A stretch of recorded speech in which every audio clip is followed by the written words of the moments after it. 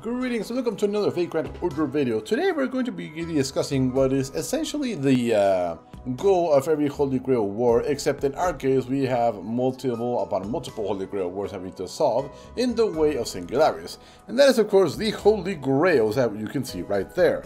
The container is said to grant any wish. Created by the third magic, it is said that it can materialize those that do not possess forms.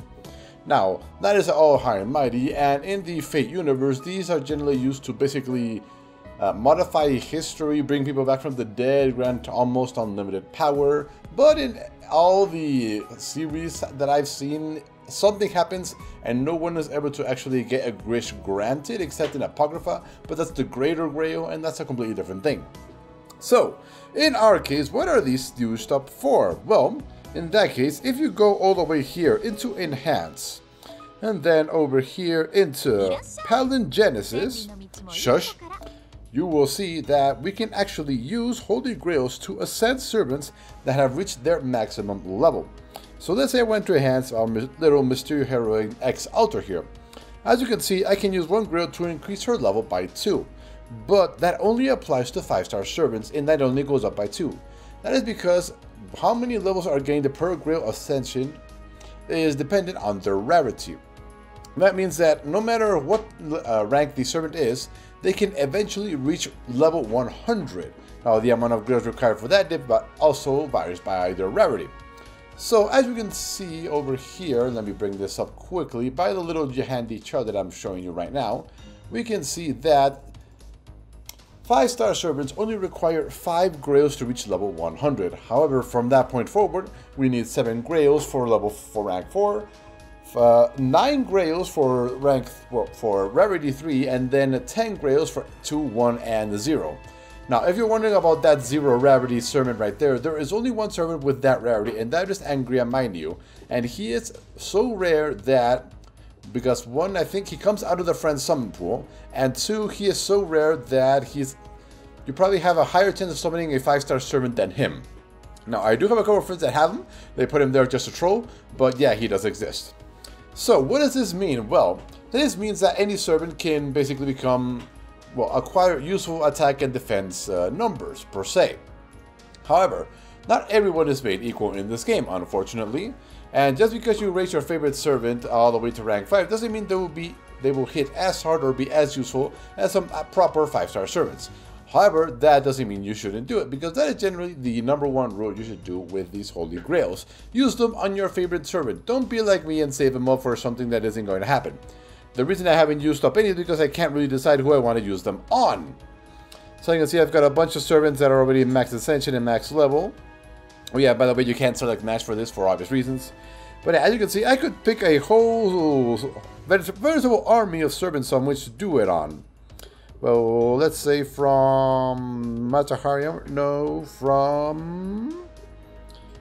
Who can we do this from? We could do this from... From Lubu onward. From here onward. We could choose any of those servants and put them all the way up to level 100.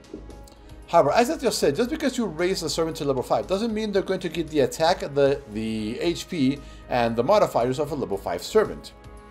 So what do we mean by this? Well, if we go over here into, say, our little handy dandy wiki, which is super useful here. Okay, so here we can see that we have James Moriarty, a 5-star archer, and his noble phantasm is a single damage, well, a single enemy damaging 1. Now, if we compare that to another single target archer, but a 3-star like we say Aurelia here, we can see that her noble phantasm works on a completely different way. So she's not a proper way to do it. But Billy the Kid here actually functions in a very similar way. As you can see, his damage percentage is actually a lot higher than Moriarty's, as we can see here. So as we can see, Moriarty at the standard level 1, which is what you will normally get him at, is 600% of his damage, which is 11,700. Very respectable attack there. If you go over to Billy the Kid, his attack is only 6,000, so about half. However, his attack multiplier here, his damage multiplier, is significantly higher. And if you get him to rank 5, which is pretty easy considering he's a 3-star servant, it's 2,400. This right here is the golden number. 2400% damage of their attack is what you are aiming for when it comes to damage for a single target. Now, however, let's compare. If we were, say, to raise both of them all the way up to level 100, Moriarty will gain very little from it, only gaining around 1000 attack and about 1000 HP from that. However, Billy here would gain over 3000 attack and around 3000 HP. So as you can see, Grails are definitely more optimally used on lower ranked servants. So now if we do some simple calculations, let me bring out my little handy dandy calculator up here. So let's just do some raw calculations. I have no idea if this is how it really works, but let's say on a completely neutral enemy and completely grailed out, the Builder Kid has a 325 attack. 9,325. If we multiply that by his level 5 Noble Phantasm damage modifier, which is 2,400, times 2,400, we get a ridiculously high number. But this is reduced by a significant amount due to defense and all that other stuff. So it doesn't really work like that because damage calculations are very complicated. But I've seen my Billy the Kid hit for around 60 to 50,000, 50 to 60,000 as a max level rank 3 servant, so with this amount of attack. However, adding up 3,000 onto that attack would definitely improve his damage, would improve his HP, and the amount of damage he could do would definitely be significant. So as you can see, giving Grails to 5-star servants really isn't recommended unless they're your favorite, which is the point. Give your Grails to your favorite servants. So on that note, if we wanted to say give the Grail to somebody, who should it be? Now, I decided to go through the entire servant list and look at 3-star and lower rarity servants and see what they would gain all the way up to level 100. If the amount of HP and attack they would gain would be significant enough to be worth the investment. In terms of Grails, in terms of QP, which you would need a tremendous amount of, I believe the standard QP required for a rank 5 servant to reach level 100 is around 55 million. Yes, it is a significant amount. So, out of what I'm about to show you here are some of the servants that I found that gain a significant amount through grailing. So the first I've already shown you, it's Billy the Kid. So one of the reasons for that is because, as you can see, ignores evasion 1 turn and may not be ignored invincible, but this is definitely absolutely useful. The damage modifier on his rank 5 is extremely high. And then as we go over here to... Do you have one? Critical damage. He does not have a attack boost, but doing 200 for 2,400 damage is definitely not bad.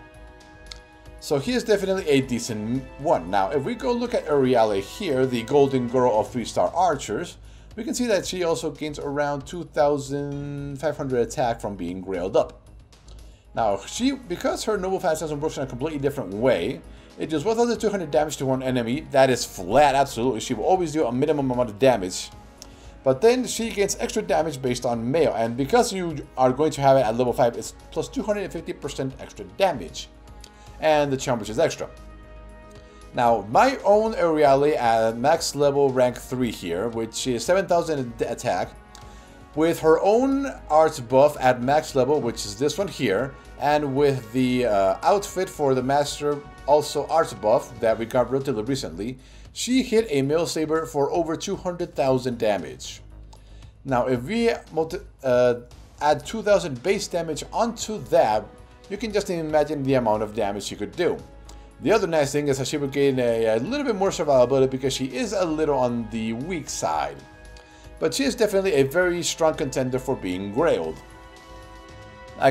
She reduces attack by 20%, which is nice.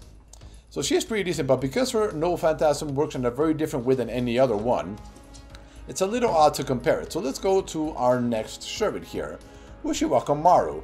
Now, she is generally speaking the first rider that people really end up liking because she absolutely destroys Demon God pillars. It's not unusual for a standard Ushiwaka Maru with a standard attack up buff from herself and really nothing else to hit a Demon God pillar for upwards of 100,000. So let's take a look at why. So as you can see here, after her strengthening quest, increases own quick performance for 3 turns by 10 to 20%. And if you're like me and increase this to max level, that is 20% extra quick power for her abilities. Now let's take a look at her Noble Phantasm over here after her interlude. Again, the golden number of 2,400% damage. Very nice. And it is also quick, so her little steroid increases damage even further. And her second skill, which increases her attack by 70%, is not too bad either. Now, most people have it at level 4 or level 6 at most, because at level 6 they start requiring pretty rare materials. So being at level 6, let's say 15%, that is definitely not bad at all. Outside of that, increase on critical star generation, which is kind of sucky, unfortunately, which is one of the problems low rarity servants have. Now, one of the problems you're going to see with low star servants is this here, the hit count on their cards. Now, this may seem a little trivial, but it is one of the most important factors in deciding how worthy a servant is in charging to our MP, gathering critical stars, and really that's it. Now, let's compare her to someone similar to her, shall we? So if we go over here, all back to the servant list. Give me a second here while I look at... Where did my servant list go? Okay, here we go. A free rider and one of the best riders in the game, Kintoki. Now, as you can see, compared to Ushiwaka Maru here, Ushiwaka has 2 and 1 hit on her cards and 3 on her extra card. Compare that to Kintoki, who has 4 on his quick cards and 2 on his, arts cards. Ushiwaka also has 2, but the fact that she only has 2 on her quick cards is very detrimental. As you can see, MP charge per attack is 0.87%, and this is per hit. That's the most important part. So with 2 hits on her quick cards, she is only going to charge, let's see, 0.16% by herself. And that is not particularly good. However, we go look at Kintoki here, who charges 1.15% and has 4 hits. That is well over 4% per quick card used. So as you can see, yeah, this is one of the big differences between 3 and 4 stars, the amount of hits on their cards. But moving along, let's take a look at some Lancers that I believe can be actually very useful here, shall we? And let's start with everybody's golden child, Kuchu Lane.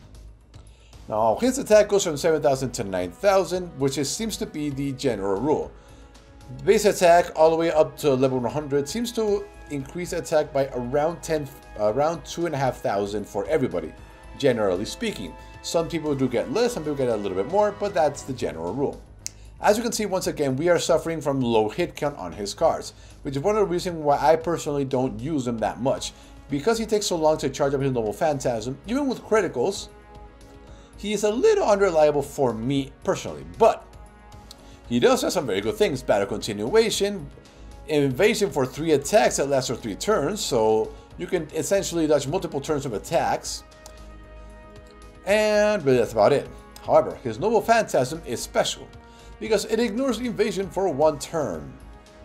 And the chance to insta-kill, honestly, is very...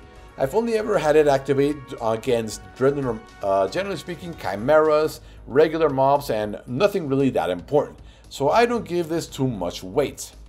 And the defense down really isn't that good either. I think Kiara and Chacha now do this by themselves. So yeah, that part of the Noble Phantasm isn't useful. However, here we go. The golden number of 2,400 damage, once you've gone through his strengthening quest, obviously. So that's not too bad. That is a very decent amount of damage, and unfortunately, that is really all he has to offer. Survivability. Now, if he had some type of attack steroid, it would be even better. Now, luckily for us, there is a Lancer that has an attack steroid very similar to him. And that is Kuchu Lane Prototype. Now, he and the normal Kuchu Lane have essentially the same deck. As you can see, 2-2-1 and 2-2-1, with 2 quicks, 1 arts card, and 2 quicks, 1 arts card. Now, they have about the same MP charge, the same amount of MP charge on taking damage. They have, whoa, this one has a lower death rate, so he is more resistant to death, I think. Or maybe that's his chance to resist, so it would be lower, which would make sense. But let's take a look at attack. 7,000 attack versus 7,958, 9,7. So this one has slightly lower stats. However, he has something normal Kuchu Lane does not have, and that is a very situational attack steroid. As you can see, after strengthening, beast damage extra of 100%. Now, if you're ever wondering, I believe in Babylon we were fighting against beasts most of the time. The chimeras are beasts. I think the giant boars that hit everybody are beasts. I'm not sure if the actual beast bosses count as beasts. They might. Not sure on that one. probably requires some investigation, but that is what he has. He exchanges his healing and cleansing for damage steroid, which I think is a lot more useful than regular Kuchu Lane's ability of up to 1500 healing, which is pretty much junk. Other than that, he still has his 3 evasions for 3 turns and increase on critical damage for 3 turns. So he doesn't have guts, but he increases his own critical damage. So he has 2 ways to deal extra damage. Now, unfortunately, that really is all there is for Lancer, but there is one more. Someone I actually have, but never actually really considered using once I started getting more 4-star Lancers. And that is the pretty boy Darmuid Alduib. Is that how you pronounce that name? Darmuid Odina? Darmuid of the Lost Spot? I'm not really sure how you pronounce his name, but Darmuid. Now, once again, he is also suffering from low hit count, 2 and 2 on his Buster and 4 on his Extra. Unfortunately, extra cards do not gain the bonus of, I think, anything except the first card used in a turn. I think. And he has a very low MP charge rate, 4% per attack, once again. But he does have something very important. Now, he does have 1 turn evasion and increases defense. Okay, not too bad. Reduce a female enemy's attack from 1 turn. This can be very useful in this game in particular due to the high amount of female characters in the game. But the important part is that part it? No, that's not the important part. Here we go. Here we go, 2,400 damage. Again, very nice there. And it also removes their buffs and inflicts curse. This is pretty much negligible, but removing the buffs is actually very, very useful because it can open up an opportunity. He can remove pretty much anything that is stopping you from hitting him, or while hitting the boss, due to invincibility, evasion, defense up, and all that other stuff. So he is actually someone I'd never considered using, but I'm actually planning on using more now, especially considering team costs are trying to be a problem for me. So yeah, I never considered him an option, but I'm probably going to start using him a little bit more now. But what about something more extreme? Because right now we've only been looking at 3-star servants. And it makes sense that 3-star servants have something that makes them redeemable, doesn't it? Rishiba Kamado is excellent against Demon God Pillars and is an excellent support unit due to this and due to this. In reality, we already know Kuchu Lane and Kuchu Lane definitely have their niches as survivability and anti-beast, and Darmuid is just an all-round decent Lancer. But what about a 1-star? What if we raised a 1-star servant all the way to level 100? Could that be useful? Well, I took a look at the servants, and there is one servant that stood out to me more than anyone else, and that is Sasaki Kojiro. What's his name? Regin, Saber of France. Not sure what that is. Sasaki Kojiro, that's just his name. Named the Samurai, essentially the assassin from Fate Stay Night. But anyway, what made him stand out was this, a triple quick deck, which is relatively rare amongst most servants that require the critical stars. Now, his hit count is still low, which is unfortunate, but his MP charge up is 1%, which is not bad. So every time he uses a quick card, he'll gain 2% approximately. But now, let's take a look at his abilities. Evasion for 1 turn and critical damage, the standard 1 turn evasion. Removes all mental debuffs, so apparently he can remove stuns and seals and lockouts with that. He can use that while that, and it's on a fortune cooldown, okay. Not too bad, I really wouldn't raise that skill to level 10 at all. And third skill, this is the important one. Ignores evasion for 3 turns. Increases on critical star generation rate for 3 turns. And on critical star absorption, which is a very decent amount. So being an assassin and having 3 quick cards means he can definitely make use of this deck. The low hit count does hurt him a little bit, but not too much. But let's take a look at the Noble Phantasm. After strengthening, increase on quick performance by 20% and the golden number, 2,400% damage. So yeah, very nice there, isn't it? 2,400% with 20% extra from his own ability, and then if ignore evasion for 3 turns, that is definitely a useful 1 servant to go up. But let's take a look at his raw stats. 5,000 attack, and it goes up all the way by 3,200. So he's one of those rare cases that leveling up to level 100 increases his stats by a very strong margin. Now, unfortunately, his HP is still a little low, like most servants, unfortunately, and he doesn't have any very particular niche, but his raw strength because of his Noble Phantasm is definitely useful. Also, his triple arch deck can make him very useful in a quick based team for generating and using stars. Now, I have read that people have actually raised them all the way to level 100. I've never actually seen them used.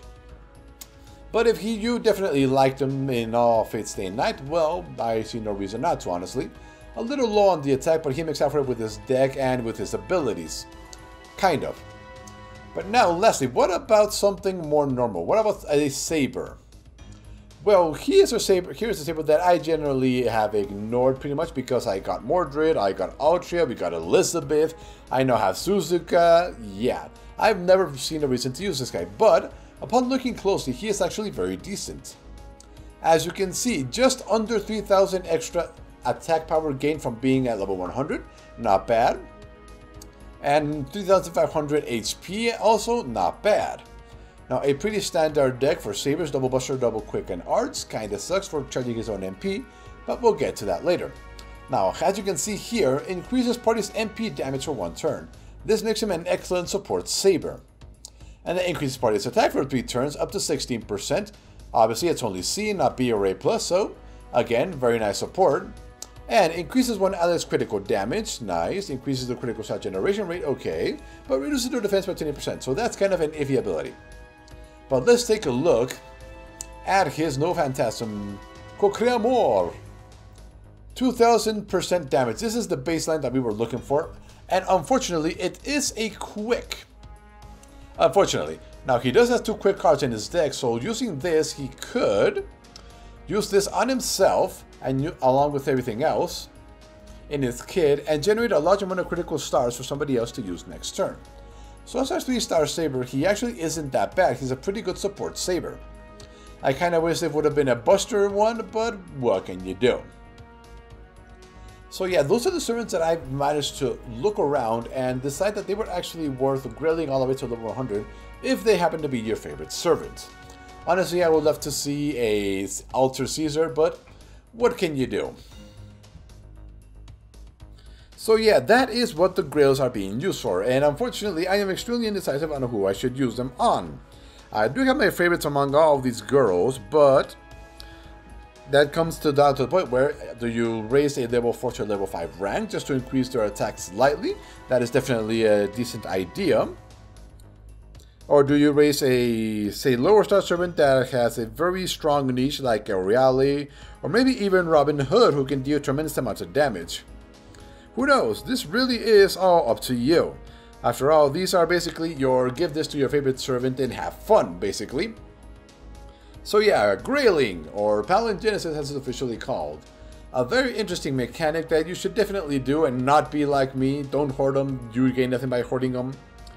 So yeah, that is it. Now, what is coming up in the game? Well, we are going to get the rerun of both Onigashima and Rashomon. So if you don't have Kintoki Rider and did we get anybody doing Rashomon or Onigashima?